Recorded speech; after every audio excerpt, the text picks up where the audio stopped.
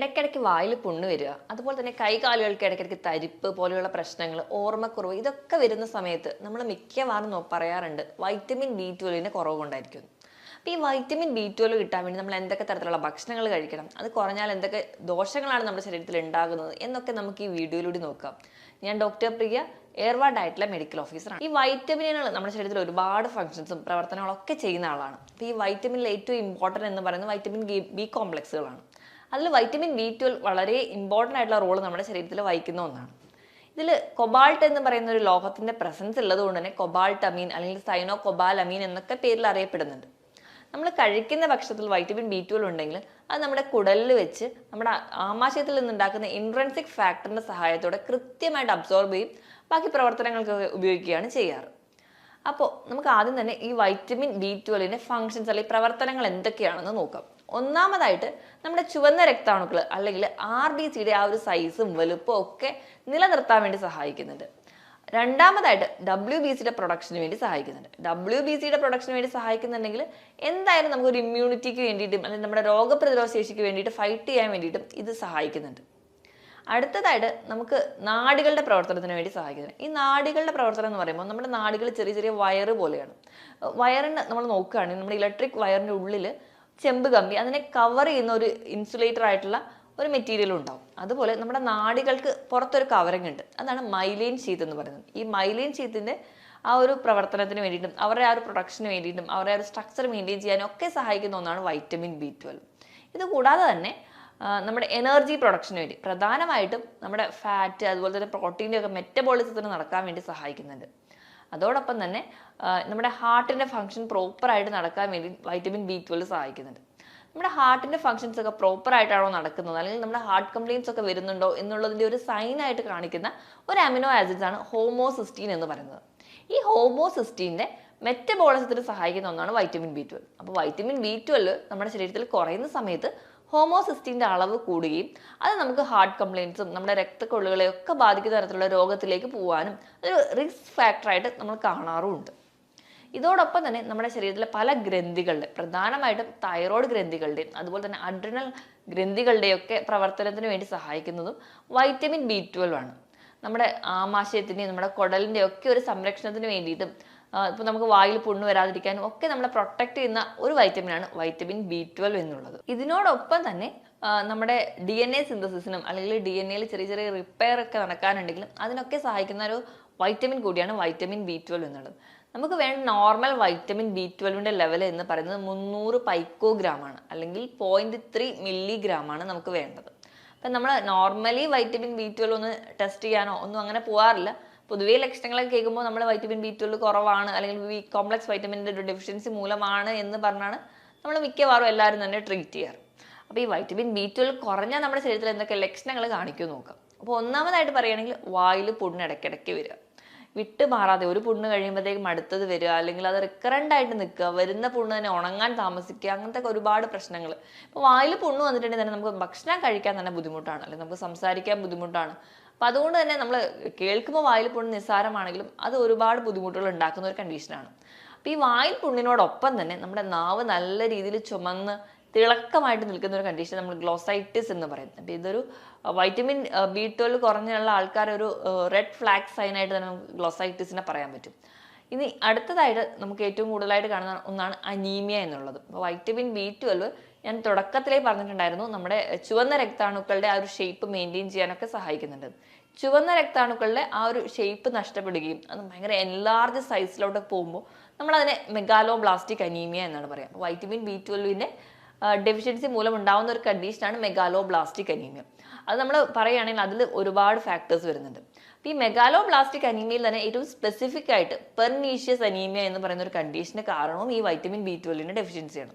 നമ്മുടെ ശരീരത്തിൽ intrinsic factor എന്ന് പറയുന്ന ഒരു കണ്ടന്റ് നമ്മുടെ ആമാശയത്തിൽ ഉണ്ടാകുന്നതാണ് നമ്മുടെ വൈറ്റമിൻ B12 അബ്സോർപ്ഷന് സഹായിക്കുന്നത്. അപ്പോൾ ഇൻട്രൻസിക് ഫാക്ടർ കുറയുമ്പോൾ വൈറ്റമിൻ B12 കുറയുന്നു. അതുമൂലം ഉണ്ടാകുന്ന അനീമിയകളെ നമ്മൾ സ്പെസിഫിക് ആയിട്ട് പറയുന്നതാണ് പെർനീഷ്യസ് അനീമിയ. അപ്പം അങ്ങനെയും ഒരു കാരണം ഉണ്ടാവുന്നുണ്ട്. ഇനി അടുത്തതായിട്ട് ഞാൻ പറഞ്ഞതുപോലെ നാഡികളുടെ പ്രവർത്തനത്തിന് വളരെ ഇമ്പോർട്ടൻ്റ് ആണ്. ഈ നാഡികളുടെ പ്രവർത്തനം മൂലമാണ് നമ്മുടെ ബ്രെയിനിൻ്റെ പവർ നടക്കുന്നത്, നമ്മൾ നടക്കുന്നത്, നമ്മൾ ചിന്തിക്കുന്നത്, എല്ലാ ഫങ്ഷൻസും കൺട്രോൾ ചെയ്യുന്നത് നാഡികളാണ്. അപ്പോൾ ഈ നാഡികൾ മൊത്തത്തിലൊരു ഡാമേജ് ആവുകയാണെങ്കിൽ ഒന്നാമതായിട്ട് നമുക്ക് നമ്മുടെ കോൺസെൻട്രേഷൻ നഷ്ടപ്പെടുന്നു, നമുക്ക് ഒരു കാര്യത്തിലും അറ്റൻഷൻ ഉണ്ടാവുന്നില്ല, ഓർമ്മക്കുറവ് ഉണ്ടാവുന്നു. നമ്മുടെ ഒരു ഓൾഡ് ഏജ് എത്തുന്നതിന് മുൻപ് തന്നെ നമുക്ക് പല കാര്യങ്ങളും മറന്നു പോകാം. ഒരു സാധനം വെച്ചാൽ അത് എവിടെയാണെന്ന് മറന്നു പോവുക. പല കാര്യങ്ങളും ഇപ്പൊ പഠിക്കുന്ന കുട്ടികളുടെ കേസിലൊക്കെ വൈറ്റമിൻ B12 കുറയുന്ന സമയത്ത് പഠിക്കുന്ന കാര്യങ്ങൾ പോലും അവർക്ക് പേപ്പറിൽ കറക്റ്റായിട്ട് എഴുതാൻ പറ്റാതെ വരിക, അല്ലെങ്കിൽ ക്ലാസ്സിലെ കുറച്ചുകൂടെ ബാക്കായി പോവുക, ഇങ്ങനത്തെ പ്രശ്നങ്ങളൊക്കെ കാണിക്കാറുണ്ട്. ഇനി അടുത്തായിട്ട് വരുന്ന ബ്രെയിൻ ഫാഗ്, അല്ലെങ്കിൽ തലയ്ക്കൊരു കനം, ഒരു മന്ദതയായിരിക്കും നമുക്ക് തോന്നുക. ഇനി നടക്കാൻ പോകുമ്പോൾ വേച്ച് പോവുക, അല്ലെങ്കിൽ നടക്കാൻ ബുദ്ധിമുട്ട് തോന്നുക, ഇതും നമുക്കൊരു സ്പൈനൽ കോഡിന്റെയോ അല്ലെങ്കിൽ സുഷുമ്ന നാഡിനെയൊക്കെ ബാധിക്കുന്ന സമയത്ത് ഉണ്ടാവുന്ന ലക്ഷണങ്ങളാണ്. ഇനി ഇതോടൊപ്പം തന്നെ കൈകാലുകൾക്കുള്ള തരിപ്പ്, പെരുപ്പ്, ഇവിടെയും നാഡികളെ ബാധിക്കുന്നത് മൂലം ഉണ്ടാവുന്നതാണ്. ഇങ്ങനെ ന്യൂറോപ്പതിയുടെ പല പല വിഭാഗങ്ങളിലായിട്ട് നമുക്ക് കാണിക്കാൻ പറ്റും. ഏതൊരു ഏരിയയിലെ മൈലിൻ ഷീത്തിനെയാണോ ബാധിച്ചത് അതിനെ ഡിപ്പെൻഡ് ചെയ്ത് നമുക്ക് സിംറ്റംസ് മാറിക്കൊണ്ടേയിരിക്കും. ഇപ്പം സ്പൈനൽ കോഡിലാണെങ്കിൽ നമുക്ക് നടക്കാൻ കട്ടിലേന്നൊക്കെ എണീക്കുന്ന ആ ഒരു സമയത്ത് പെട്ടെന്ന് വേച്ച് പോവുക, അല്ലെങ്കിൽ നടക്കാൻ പോകുന്ന സമയത്ത് പെട്ടെന്ന് ബാലൻസ് തെറ്റി പോവുക, ഇങ്ങനത്തെ ലക്ഷണങ്ങളായിട്ടായിരിക്കും പ്രസന്റ് ചെയ്യുക. അപ്പം ഈ പറഞ്ഞ കാര്യങ്ങളൊക്കെ നമുക്ക് വൈറ്റമിൻ B12 കുറയുമ്പോൾ ഉണ്ടാവുന്നതാണ്. ഇനി ഇത് കൂടാതെ തന്നെ നമ്മുടെ ഹാർട്ടിന്റെ ഫംഗ്ഷൻസിന് ഇമ്പോർട്ടൻ്റ് ആണെന്ന് പറഞ്ഞു. അപ്പോൾ വൈറ്റമിൻ B12 കുറയുന്ന സമയത്ത് നമ്മുടെ ശരീരത്തിൽ അമിനോ ആസിഡ്സ് ആയിട്ടുള്ള ഹോമിസിസ്റ്റീൻ എന്ന് പറയുന്ന ഒരു കണ്ടന്റ്, മെത്തിയോണിൻ എന്ന് പറയുന്ന ഒരു അമിനോ ആസിഡ് ഡൈജസ്റ്റ് ചെയ്തിട്ടുണ്ടാവുന്ന ഒരു കണ്ടന്റ് ആണ്. അപ്പൊ നോർമലി അതിന്റെ ലെവൽ നമ്മുടെ കുറവായിരിക്കും നമ്മുടെ ശരീരത്തിൽ. വൈറ്റമിൻ B12 കുറയുന്ന സമയത്ത് ഇതിന്റെ ലെവൽ അങ്ങ് കൂടാൻ തുടങ്ങും. ഈ ഹോമോസിസ്റ്റീൻ്റെ ലെവൽ കൂടുന്ന സമയത്ത് നമുക്ക് നമ്മുടെ രക്തക്കൊഴലുകളും നമ്മുടെ ബ്ലഡ് വെസൽസിനും ഒക്കെ ഡാമേജ് ഉണ്ടാവാൻ തുടങ്ങും. നമുക്ക് അതിറോസ്ക്ലീറോസിസ്, അല്ലെങ്കിൽ നമ്മുടെ രക്തം കട്ട പിടിക്കുന്ന അവസ്ഥകളും ഒക്കെ ആയിട്ട് മാറും. അത് നമ്മുടെ ഹാർട്ടിന്റെ ഫംഗ്ഷനെ ബാധിക്കുന്നുണ്ട്. അപ്പോൾ വൈറ്റമിൻ B12 എന്ന് പറയുമ്പോൾ നിസ്സാരമായി കാണുന്ന ഒരു വൈറ്റമിൻ ആണെങ്കിലും നമ്മുടെ ഹാർട്ടിന്റെ ഫംഗ്ഷൻ വരെ കൺട്രോൾ ചെയ്യുന്ന ഒരു വൈറ്റമിനാണ് വൈറ്റമിൻ B12 എന്നുള്ളത്. ഈ പറഞ്ഞ ലക്ഷണത്തോടൊപ്പം തന്നെ ഈ പെരിഫറൽ ന്യൂറോപ്പതിയോട് കൂടെ തന്നെ ഒപ്റ്റിക് ന്യൂറോപ്പതി, നമ്മുടെ കണ്ണിന്റെ കാഴ്ച മങ്ങുക, അല്ലെങ്കിൽ നമുക്ക് ഇപ്പോൾ അനീമിയ, നേരത്തെ പറഞ്ഞ പോലെ മെഗാലോബ്ലാസ്റ്റിക് അനീമിയ അല്ലെങ്കിൽ പെർനീഷ്യസ് അനീമിയ ഒക്കെ പ്രസന്റ് ചെയ്യുന്നുണ്ട്. അനീമിയയുടെ ലക്ഷണങ്ങളായിട്ടുള്ള ഭയങ്കരമായുള്ള ക്ഷീണം, തലയ്ക്കൊരു കനം പോലെ, തലവേദന, ചെവിയിലൊരു മൂളല്, മരവിപ്പ് പോലെയുള്ള ലക്ഷണങ്ങൾ കാണിക്കാറുണ്ട്. ഭയങ്കരമായ വിളർച്ചയുടെ ലക്ഷണങ്ങൾ നമ്മളിൽ കാണാറുണ്ട്.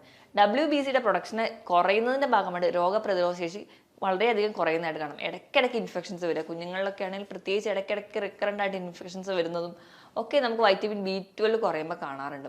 ഈ പറഞ്ഞ ഒരു ബുദ്ധിമുട്ടോടൊപ്പം തന്നെ ചെറുപ്പക്കാരിൽ പെട്ടെന്ന് തന്നെ പക്ഷാഘാതം പോലെയുള്ള പ്രശ്നങ്ങളും ഒക്കെ വൈറ്റമിൻ B12 കുറയുമ്പോഴാണ് കൂടുതലായിട്ട് വരുന്നതായിട്ട് കാണുന്നത്. മറ്റ് വൈറ്റമിൻസ് ഒക്കെ നമ്മുടെ ശരീരത്തിൽ കുറഞ്ഞാലും നമുക്കൊരു ഉന്മേഷക്കുറവും അല്ലെങ്കിൽ ഒരു ഉത്സാഹക്കുറവും ജോലി ചെയ്യാനുള്ള ഒരു ക്ഷീണവും ഒക്കെ നമുക്ക് തോന്നാറുണ്ട്. അതുപോലെ വൈറ്റമിൻ B12 കുറഞ്ഞാലും ഈ കോമൺ ആയിട്ടുള്ള ലക്ഷണങ്ങൾ കാണിക്കാറുണ്ട്. തൈറോയ്ഡ് ഗ്രന്ഥിയുടെയും അതുപോലെ തന്നെ അഡ്രിനൽ ഹോർമോൺസിൻ്റെയും ഒക്കെ ആ ഒരു വേരിയേഷൻസ് കാണിക്കുന്നത് കൊണ്ട് തന്നെ നമുക്ക് anxiety, depressions, mood disorder, irritability പോലെയുള്ള മാനസിക പ്രശ്നങ്ങളും വൈറ്റമിൻ B12 കുറഞ്ഞാലും ഉണ്ടാവും. അപ്പോൾ ഒരു ആൾക്ക് നമ്മുടെ അടുത്ത് വരുന്ന അല്ലെങ്കിൽ നമ്മുടെ ചുറ്റുപാടിലും ഏതെങ്കിലും ഒരാൾക്ക് ന്യൂറോപ്പതിയുടെ സിംറ്റംസ് ഉണ്ട്, അതുപോലെ തന്നെ നമുക്ക് ഇങ്ങനെ ഡിപ്രഷൻ പോലെയുള്ള മൂഡ് സ്വിങ്സുകൾ കാണിക്കാറുണ്ട്. ഇതിനോടൊപ്പം തന്നെ നമുക്ക് അനീമിയ അല്ലെങ്കിൽ ഒരു ഉന്മേഷക്കുറവ്, ഒരു ഉത്സാഹക്കുറവ്, ഭയങ്കര ക്ഷീണം, പേശികൾക്ക് വേദന, ഈ പറയുന്ന പ്രശ്നങ്ങളും നമുക്ക് നടക്കാൻ പോകുമ്പോൾ വേച്ചു പോകുന്ന പ്രശ്നങ്ങളും ഒക്കെ കാണിക്കുന്നതെങ്കിൽ മിക്കവാറും അവർക്ക് ഒരു വൈറ്റമിൻ B12 ഡെഫിഷ്യൻസി ആയിരിക്കും. ഇതോടൊപ്പം തന്നെ നമ്മുടെ ആമാശയത്തിനെയും കുടലിനെയും ഒക്കെ ബാധിക്കുന്ന രീതിയിലും അതോടൊപ്പം തന്നെ വായിൽ പുണ്ണ് വരിക, ഈ പറയുന്ന ലക്ഷണങ്ങളും കൂടെ കാണിക്കാറുണ്ട്. അപ്പോൾ ഇങ്ങനത്തെ പ്രശ്നങ്ങളൊക്കെ കാണുമ്പോൾ ഇത് ആർക്കാണ് കൂടുതലായിട്ടും വൈറ്റമിൻ B12 കുറയുന്നതെന്ന് നോക്കാം. ഈ വൈറ്റമിൻ B12 എന്ന് പറയുന്ന ഒരു വൈറ്റമിൻ കുറയാൻ ഏറ്റവും ഇമ്പോർട്ടൻറ്റ് കാരണം എന്ന് പറഞ്ഞാൽ നമ്മൾ ഒന്നാമത് പ്യുവർ വെജിറ്റേറിയൻസ് ആണെങ്കിൽ കൂടുതലും ഈ വൈറ്റമിൻ B12 അടങ്ങിയ ഭക്ഷണങ്ങൾ നമ്മൾ മാംസത്തിലാണ് ഉള്ളത്. അപ്പോൾ നമ്മൾ വൈറ്റമിൻ B12 കുറയാൻ ഒരു കാരണം എന്ന് പറഞ്ഞാൽ നമ്മൾ കംപ്ലീറ്റ്ലി വെജിറ്റേറിയൻ ആണെങ്കിൽ, ഒട്ടും നോൺ വെജ് കഴിക്കാത്ത ഒരാളാണെങ്കിൽ അവർക്ക് കുറയാൻ ചാൻസ് ഉണ്ട്. 75 വയസ്സിന് മുകളിലെത്തിയ ആൾക്കാർക്ക് സ്വാഭാവികമായിട്ട് വൈറ്റമിൻ B12 ഡെഫിഷ്യൻസി കാണിക്കാറുണ്ട്. ഇത് കൂടാതെ തന്നെ വൈറ്റമിൻ B12 അബ്സോർബ് ചെയ്യണമെങ്കിൽ നമ്മുടെ കുടലിലെ ഇൻട്രൻസിക് ഫാക്ടർ എന്ന് പറയുന്ന ഒരു കണ്ടന്റ് വേണം. അപ്പോൾ നമ്മുടെ കുടലുമായി ബന്ധപ്പെട്ട എന്തെങ്കിലും രോഗങ്ങൾ, കോൺസ് ഡിസീസ്, സീലിയാക് ഡിസീസ്, അല്ലെങ്കിൽ ഇപ്പം എന്തെങ്കിലും സർജറി ഒക്കെ കുടലിന് ചെയ്ത ആൾക്കാരാണെങ്കിൽ ഇവർക്കൊക്കെ ഒരു വൈറ്റമിൻ B12 ഡെഫിഷ്യൻസി കാണിക്കാറുണ്ട്. ഈ പറഞ്ഞ കൂട്ടുകാരോടൊപ്പം തന്നെ അധികമായിട്ട് മദ്യപാനം ശീലമുള്ള ആൾക്കാർ, കണ്ടിന്യൂസ് ആയിട്ട് ഓറൽ കോൺട്രാസെപ്റ്റീവ് പിൽസ് കഴിക്കുന്ന ആൾക്കാർ, അതുപോലെ തന്നെ ആവശ്യമില്ലാതെ മരുന്ന് കഴിക്കുന്ന ആൾക്കാർ, ഡോക്ടറെ പ്രിസ്ക്രിപ്ഷൻ ഒന്നും കൂടാതെ മരുന്ന് കഴിക്കുന്ന ആൾക്കാർക്കും നമ്മുടെ ആമാശയത്തിൽ കൃത്യമായിട്ടൊരു ബാക്ടീരിയകളൊന്നും ഇല്ലെങ്കിൽ, അല്ലെങ്കിൽ നമുക്ക് ഗുണകരമായിട്ടുള്ള ബാക്ടീരിയകളൊക്കെ നശിച്ചു പോകുന്നതിന്റെ ഭാഗമായിട്ട് കറക്റ്റായിട്ട് ഈ ഒരു വൈറ്റമിൻ B12 അബ്സോർപ്ഷൻ നടക്കാതെ വരികയും അങ്ങനെയും ഈ ഒരു വൈറ്റമിൻ B12 ഡെഫിഷ്യൻസി കാണിക്കാറുണ്ട്. അപ്പം എന്ത് തരത്തിലുള്ള ഭക്ഷണമാണ് കഴിക്കേണ്ടത് എന്ന് നമുക്ക് നോക്കാം. ഏറ്റവും ഇമ്പോർട്ടൻ്റ് ആയിട്ടുള്ള നോൺ വെജ് ഫുഡ് തന്നെയാണ്. ബീഫ് അല്ലെങ്കിൽ ചിക്കൻ പോലെയുള്ള പ്രോട്ടീൻസ്, മുട്ടയുടെ മഞ്ഞ, അതുപോലെ പാൽ ഉൽപ്പന്നങ്ങൾ, പനീർ, തൈര്, ചീസ് ഇവയിലൊക്കെ B12 അടങ്ങിയിട്ടുണ്ട്. ഇലക്കറികളിലും ധാരാളമായിട്ട് വൈറ്റമിൻ B12 അടങ്ങിയിട്ടുണ്ട്. അപ്പോൾ നമ്മുടെ വൈറ്റമിൻ B12 ഡെഫിഷ്യൻസി കാണിക്കുന്ന ആൾക്കാരാണെങ്കിൽ നിർബന്ധമായിട്ടും ഈ ഒരു ഭക്ഷണങ്ങളാണ് കഴിക്കേണ്ടത്. ഇപ്പൊ കംപ്ലീറ്റ്ലി ഒരു വെജിറ്റേറിയൻ ആണെങ്കിൽ അവർ കംപ്ലീറ്റ്ലി ഈ ഒരു ഭക്ഷണങ്ങളൊന്നും കഴിക്കുന്നുണ്ടാവില്ല. അപ്പൊ അങ്ങനെയുള്ള ആൾക്കാർക്ക് വേണ്ടി ഫോർട്ടിഫൈഡ് ചെയ്തിട്ടുള്ള സിറിയൽസും പൾസസും ഒക്കെ ഉണ്ട്. ഈ വൈറ്റമിൻ B12ന്റെ കണ്ടന്റ് അടങ്ങിയിട്ടുള്ള സിറിയൽസും പൾസസും ഉണ്ട്. അപ്പൊ അത് നിങ്ങൾ കഴിക്കേണ്ടതാണ്. ഇപ്പൊ അതും അല്ലെങ്കിൽ കറക്റ്റ് ആയിട്ട് ഒരു ഡോക്ടറോട് അഡ്വൈസ് പ്രകാരം തന്നെ വൈറ്റമിൻ B12ന്റെ ടാബ്ലറ്റ്സുകൾ നിങ്ങൾ നിർബന്ധമായിട്ടും കഴിക്കുക. ഇല്ലെങ്കിൽ ഈ പറയുന്ന കോംപ്ലിക്കേഷൻസ് നമുക്ക് ഒരു പ്രായം എത്തുന്നതിന്റെ മുൻപ് തന്നെ വരാം. ഇനി കറക്റ്റ് ആയിട്ട് വൈറ്റമിൻ B12ന്റെ ഒരു അബ്സോർപ്ഷൻ നടക്കണമെങ്കിൽ നമ്മുടെ ശരീരത്തിൽ ആ ഒരു pH മെയിൻറ്റെയിൻ ചെയ്യണം. നമ്മുടെ ആമാശയത്തിന്റെ pH മെയിൻറ്റെയിൻ ചെയ്യാൻ വേണ്ടിയിട്ട് പൊട്ടാസ്യം അടങ്ങിയിട്ട ഭക്ഷണങ്ങൾ നിർബന്ധമായിട്ടും കഴിക്കുക.